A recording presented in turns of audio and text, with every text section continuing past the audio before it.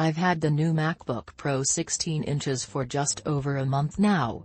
Not long after I bought it, I wrote about how nothing seemed to stress the M1 Pro processor inside the MacBook and how it never got hot. A month on and the results continue to amaze me. Here, with the help of the brilliant iStat menus, are 5 graphs that show why the MacBook Pro 16 inches is probably the best laptop you can buy today. One of the things that worried me most when I ordered the MacBook Pro was that I plumped for a model with only 16 GB of unified memory. That was half the amount in my previous MacBook Pro, but the unified memory used by Apple Silicon works differently to conventional RAM, and I'd read reviews saying 16 GB was ample. The gamble appears to have paid off.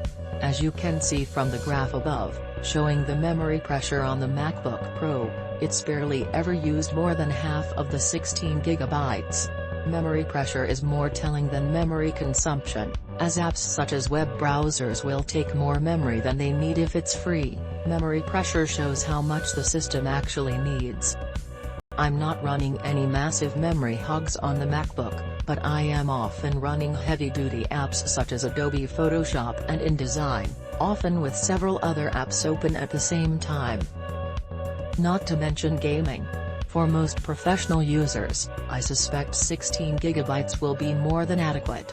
If the memory has never been pushed to the limit, the M1 Pro has barely got out of second gear. There have been times where I've been bouncing between the Adobe apps, had multiple browser windows open, had email, calendar, TweetDeck and Word running in the background, and it's not even come close to punishing the M1 Pro. You might recall from my earlier piece that I deliberately thrashed the system and couldn't even get close to 100% CPU utilization. Well, over the course of the past month, I've never tipped above 50%. The power in reserve here is astonishing.